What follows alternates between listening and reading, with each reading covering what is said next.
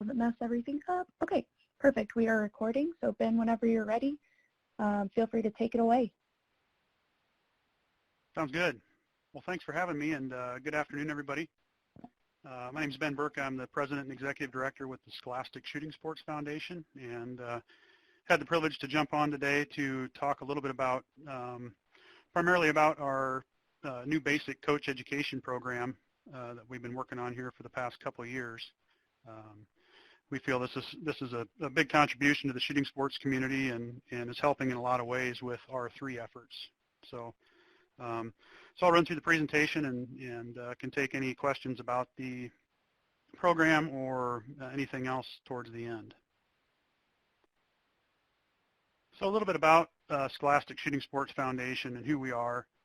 We're a nonprofit 501c3 focused on youth development, and the vehicle we use to do that with is the shooting sports. So basically we're creating teams that look just like ball sports teams, but with focused on shooting sports. So our reach annually, we have about 20,000 youth, grades as young as 3rd and 4th grade all the way through college kids. And we have over 4,000 volunteers taking the roles as coaches and other team leaders that really fuel our programs. We couldn't do what we do without all of our volunteers. Some other things we do is provide tools, training methods and materials such as this coach program, and resources for state partners. So we're set up and structured in such a way that all of our states have state advisors or other state leaders. We have many states with agency roles and more agencies coming on and taking a leadership position with the coach program and in the programs in general. We host a number of regional tournaments and national tournaments throughout the country. And again, our focus is on the team. We don't promote individual sports. There's lots of other organizations that do that quite well. So it's really a team focus, which is important for youth development in all aspects. A couple programs. Hopefully most of you are familiar with our SCTP or Scholastic Clay Target program. So this focuses on our shotgun sports of trap, skeet, sporting clays, and the international style of bunker trap and international skeet. And those two disciplines are growing like crazy. In fact, we've had a SCTP alumnus who's just qualified for Tokyo in bunker trap.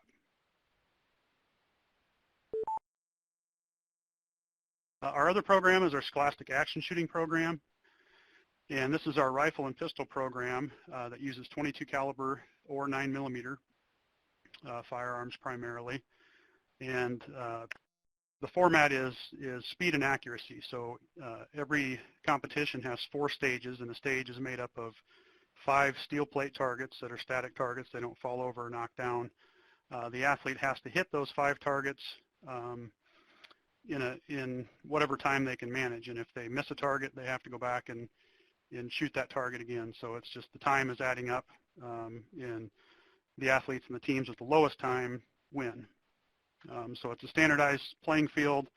A stage is the same anywhere in the country, so it sets itself up well for both in-person and virtual competition.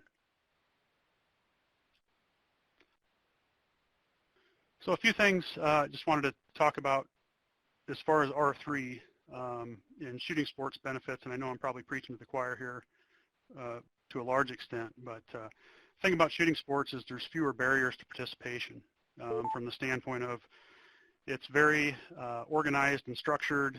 Parents like it from the standpoint that there's typically a set season, there's a group of leadership and coaching, and it looks and feels just like all other traditional sports in schools. You don't have to have a lot of equipment. A lot of times the teams will provide equipment for new athletes coming into the programs. What we find too, since our seasons run typically like a sports season, you know, starting in the beginning of the spring and running through summer, is there's lots of relationships that are built, and we've seen relationships between hunting families and non-hunting families that are made through that shooting sports program. So while they're target shooting in the spring and summer, come fall, a lot of times that invitation to go hunting is extended to those non-hunting families. We also know that there's significant impact on PR dollars through the shooting sports programs. We know that last year there were about 60 million rounds of ammunition consumed within our programs. About 9 million of those just through competition, the rest through practice and other team activities. And again, with shooting sports, there's lots of data. So from the standpoint of measurement, we have lots of different ways. We've invested heavily over the years in our IT systems, so we know where competitions are being held, who's going to those competitions, what facilities are hosting those competitions. So there's lots of ways to measure this. And again, through those data sets that we have, there's a big audience that we can have for other recruitment efforts.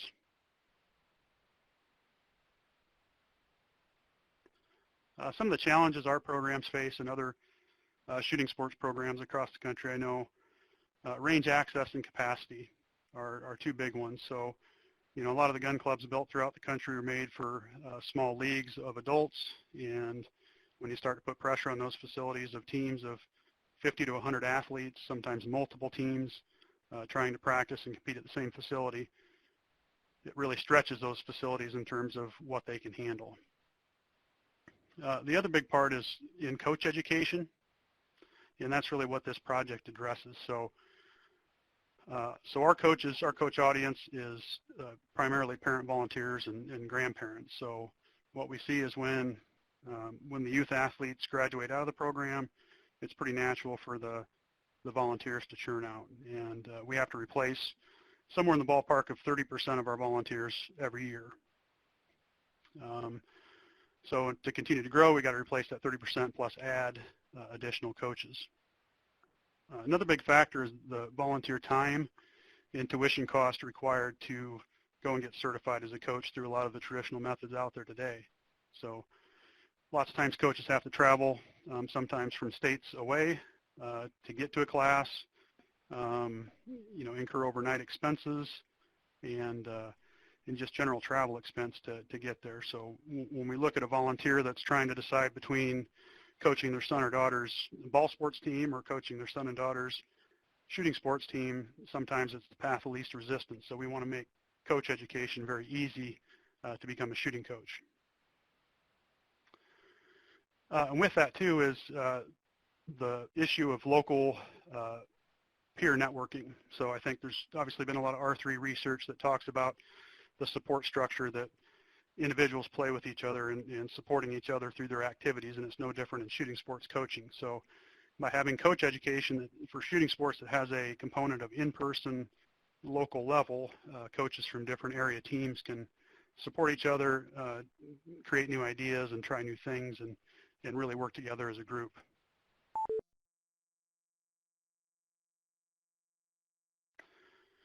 So this work was done in part through a multi-state grant that we received, and this is the national conservation need that grant fell into.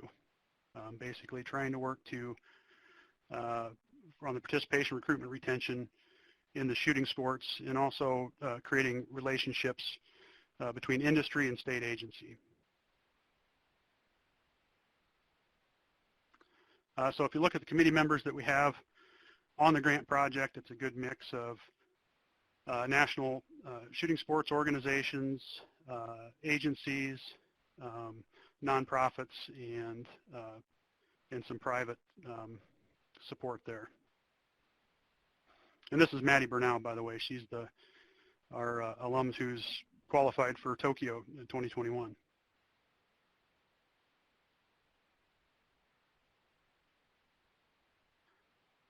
So the approach that we took in really developing a new coach education program is we really wanted to focus on a program that would be good for the average volunteer coach. So with that said, what we've developed is not, well, we call it a basic course, no matter what level of coach you may be, whether you're brand new or a very seasoned All-American, there's takeaways through this course for everybody. So there's two components that we have that make up the course. The first is a unit-based standardized online training. And the feedback that we've gotten from our partner pilot states so far is they really like the aspect of standardization. So no matter where a coach is certified, it's the same everywhere. Once the online learning is done, the coach candidate then comes to a practical in-person half-day range day session. So when we looked at this, we talked about for a little while doing online only, and the overwhelming response from everyone was that we have to have some level of in-person component. There's certain skills that just can't be taught online that have to be taught in person. And as coach trainers, we have to be able to evaluate a coach candidate's coaching skills, their safety, their attitude towards safety, and those sorts of things. The way we really boost that, again, is working with state agencies who know the gun clubs and shooting ranges in their state, who know other partners, who know people, and can help orchestrate these.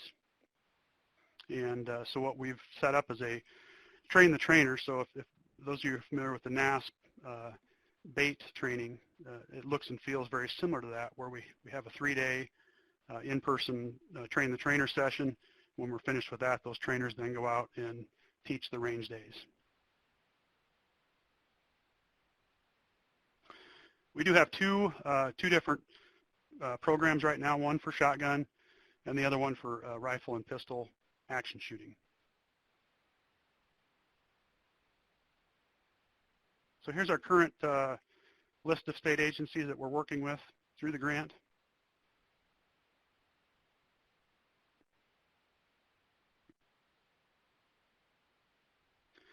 And this is just a list of obligations. If you're a state who's not involved, maybe looking at trying to get something started in the shooting sports, or participating or bringing on a new coach education program, this is basically what these states have signed up for. So in the front end, really, just providing a point person. We have different scenarios. We have, like a lot of you folks in agency, I know you're wearing a lot of hats. We have a lot of hunter ed coordinators, shooting sports coordinators, or folks who are playing a combination of those roles. So just up front, kind of looking at the curriculum, taking a few conference calls, doing a little bit of testing and working through the initial curriculum. But really most of the work comes on the back half here, where we're at right now, which is the train the trainer. So trying to find the right folks within the states who would be good trainers, putting together a cadre of trainers, and then working with us to put together a train the trainer 3-day session.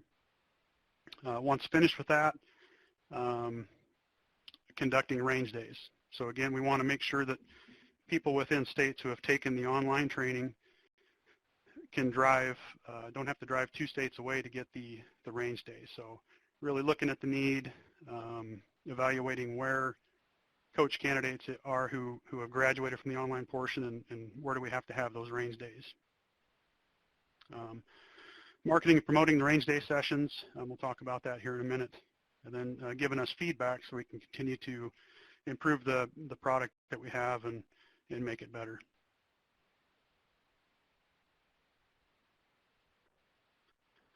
So for the online portion, we partner with Calcami, and Mitch and his team have been great working with them, and we've developed what I think is a great platform, not just for this basic coach education program, but to become a platform for future shooting sports education in general. So the URL is shootingsports-ed.com. Again, like all online training, it's available anytime, and we worked very hard to make sure we didn't have a boring curriculum. We have 90 videos, about 450 unique images that are in the training, so it's interactive, it's entertaining, and we've gotten good feedback so far.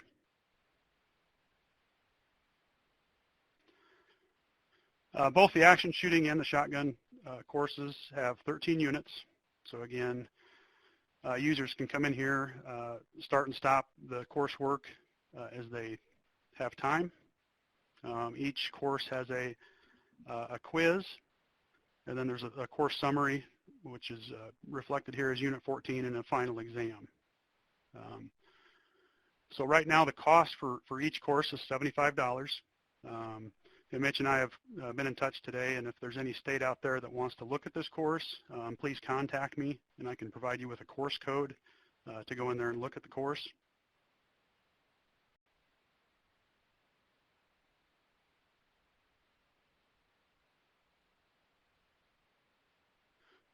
So the Train the Trainer, again, this is where we're working really boots on the ground with the states and state partners to expand our reach. So again, if you're familiar with the NASP system, it's similar to that from the standpoint that we have folks locally or within the state who are willing to go out and teach courses. Our state partners help vet those folks, make sure they're good quality people that will be good trainers. We bring them together and a 3-day training. So day one, basically these trainer candidates will take the range day exactly like a new coach candidate would take. The afternoon of that session, we go through the administrative aspects of teaching the course. We talk about event manager, which is where we have all of the range days hosted. And then on day two is entirely on the range where the coach candidates, or excuse me, the trainer candidates are learn how to teach the course. And on day three, we run through one or more range days, depending on how many candidates we have.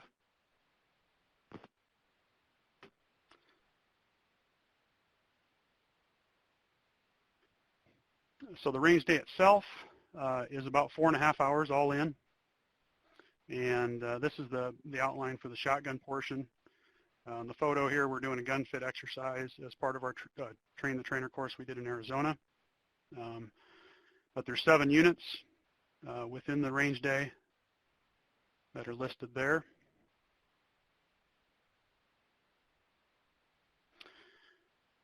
The Train the Trainer schedule, we have had a good list going, and I think this is the official COVID cancellation color that I found, so I used that. We had 3 trainings that are having to be rescheduled. We still have a Train the Trainer class scheduled there in Nebraska. So hopefully this COVID gets done here and we can continue training. But I expect this fall to be busy with reschedules for New Mexico, Georgia, and Alabama.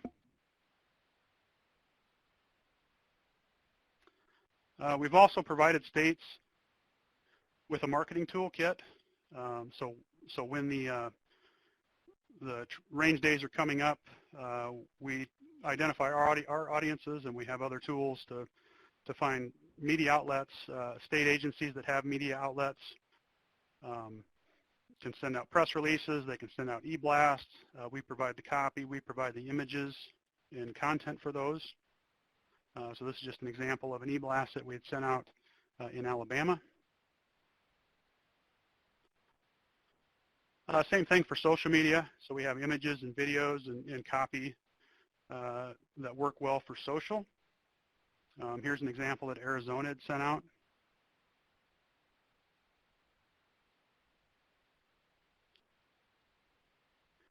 And again, videos. We have videos that are running on social, and we have a couple of them out on our YouTube page. I can provide some links for folks, or you can just go to our website, which is sssfonline.org. And if you go to the SCTP or SASP sections, you'll find under coach training just some general promo videos that kind of give you a taste of what's happening here. So here you see Dave Miller, who's a pro shooter for CZ USA. He was very great in giving us time to help with the project, and he did a lot of the videography we did with the Tacticam, so it shows you a very unique perspective of what the athlete and what the coach see during live fire to help folks understand what sight pictures need to look like and how to coach shotgun shooters.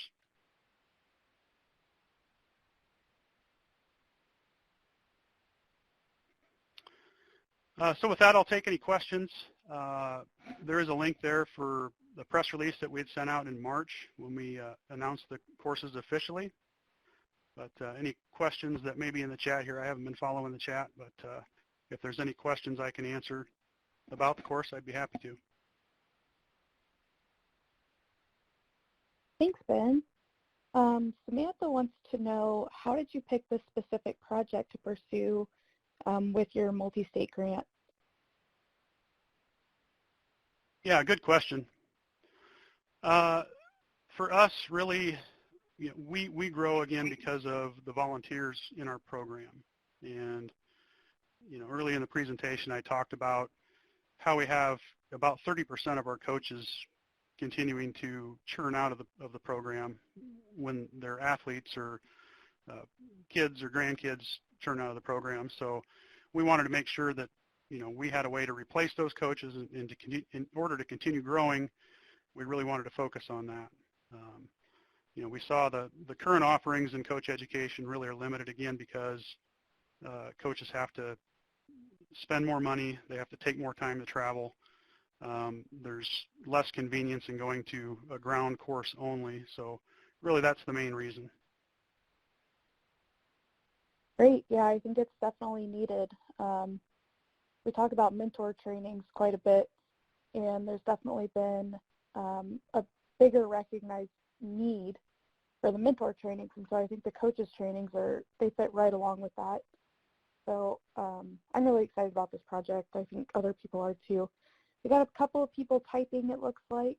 One question while we wait for participant questions is, have you discussed the concept of in-kind match for coaches or for coach hours? Yes, we have talked about that a little bit. And it came up a couple times. I know it's come up in Iowa, it came up in Arizona. I believe Arizona is currently doing that for their shooting sports coaches, but yeah, I'm excited to learn more about that, and I know there's tools through Calcomy's Event Manager to help track that and automate that and make it easy for states. So yeah, certainly if there's anybody on the call that's an expert in that field, I'd be happy to have a conversation. Awesome. We do have a bunch of people on the call, so it's very possible that somebody could be looking to partner on something like that. Our next question comes from Dave. He wants to know, what are the 5 states that don't have programs? Since you mentioned that 45 states do, which 5 are those, and maybe how can we help them jump on this bandwagon? Yeah, that's a good question. It varies every year. I'm trying to think offhand. I know we've been light in the Dakotas, North and South Dakota. Mississippi, I think we've been lacking there. And a couple of the New England states, I think.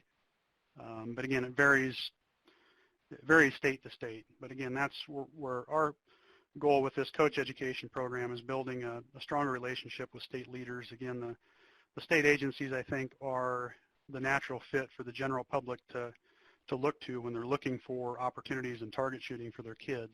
So what we want to provide is a very easy way for agencies to have a tool and a program and provide that out to the public. So that's kind of really what we're looking to strike through this as a kind of a side benefit.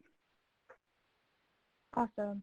And how did you market to those states that are already on board? Because that's obviously, 45 states, that's a lot. That's a lot of people to coordinate and get together. So what were your marketing efforts like for this project?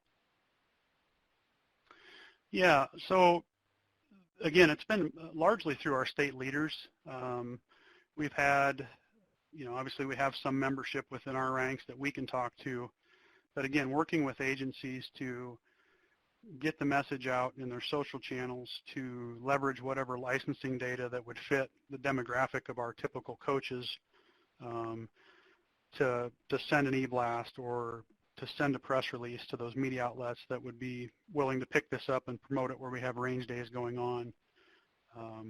That kind of all fits into the toolkit that we've built, and it's there. It's just a matter of being creative to try to identify those audiences. And again, having our agency partners has been great to get that word out to people that we don't know and can't reach as a national organization. Yeah, definitely. The being creative part is so important. Seems like almost everything has been done now, so got to start thinking outside the box. Right. A question from Holly. Holly wants to know, is there a location we can go to for contacting the state leaders for the pilot program? We don't have any place that's published necessarily, but Holly, if you want to send me an email, I'd be happy to give you the points of contact that we're working with. Okay. And Ben's contact information is up on the screen. You can write it down, take a screenshot, email him right now, take advantage of that information. We're here to make connections, so hopefully this will help you with that. I've got a couple more questions that I'm getting texted in. The first one is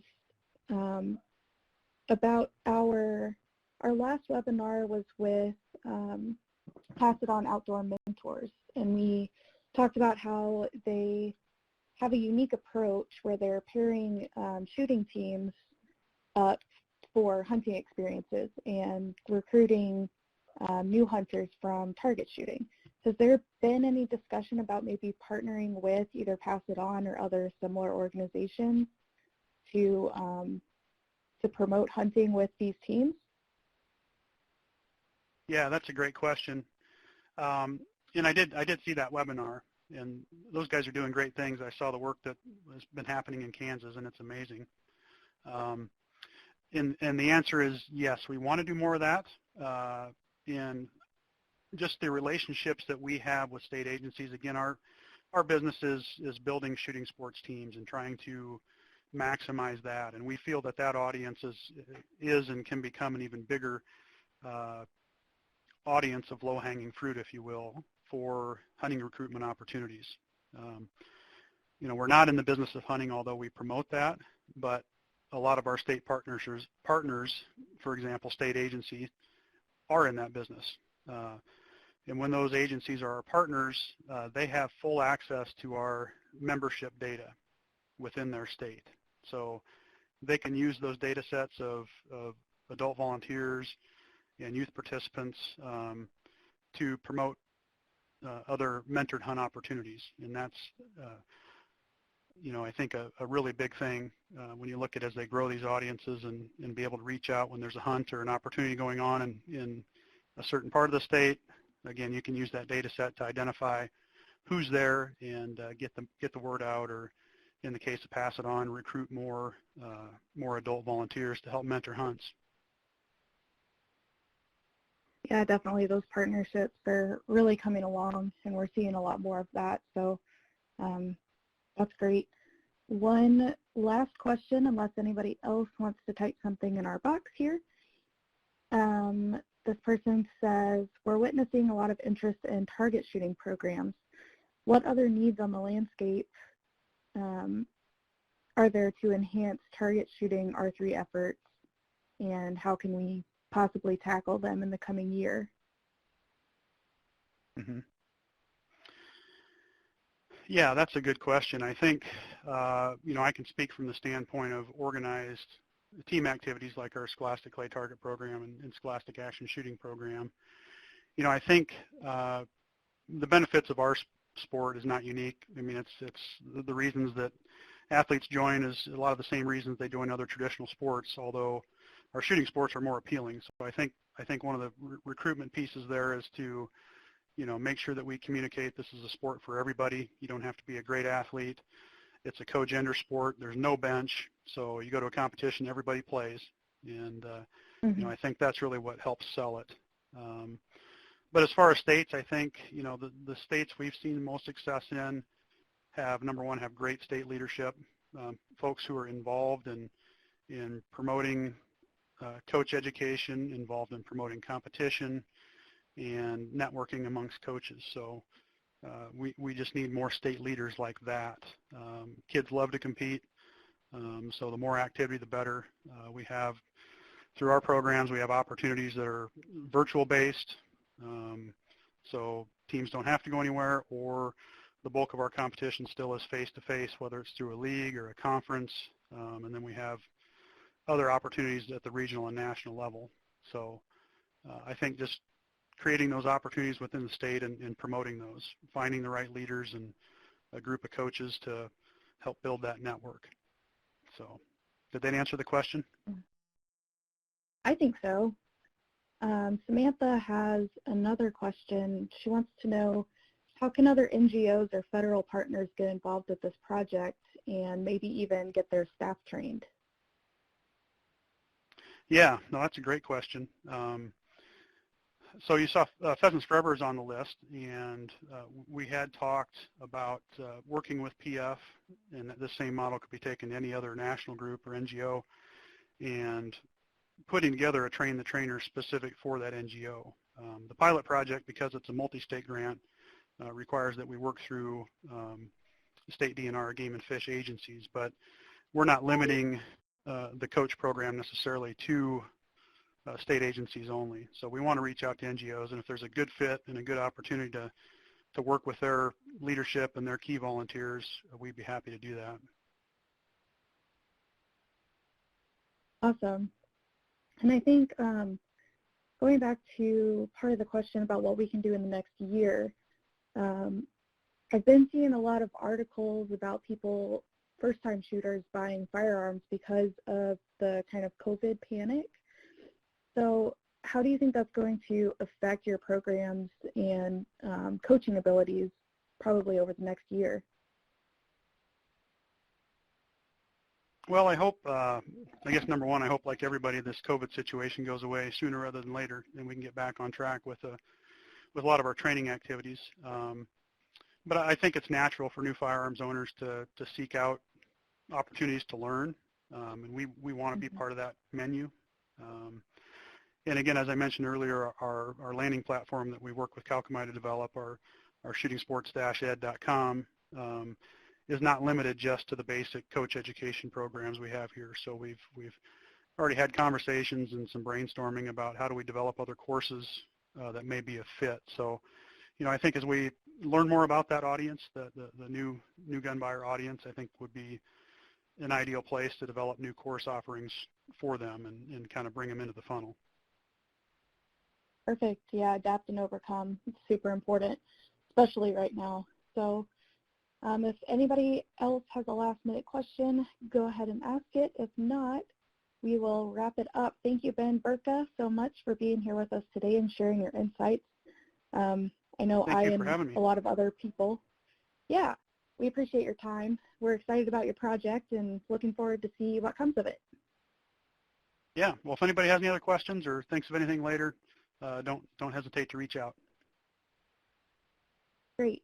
And I just posted the link to our follow-up survey. So if you want to let us know what you thought of this webinar, or if you have thoughts for future webinars, please let us know through that Survey Gizmo link. I do look at those and I take them into account when I'm planning webinars for the year. So again, Ben, we appreciate you and thank you all for joining us. We hope you're staying healthy and having a great rest of your day. Great. Thanks, everybody.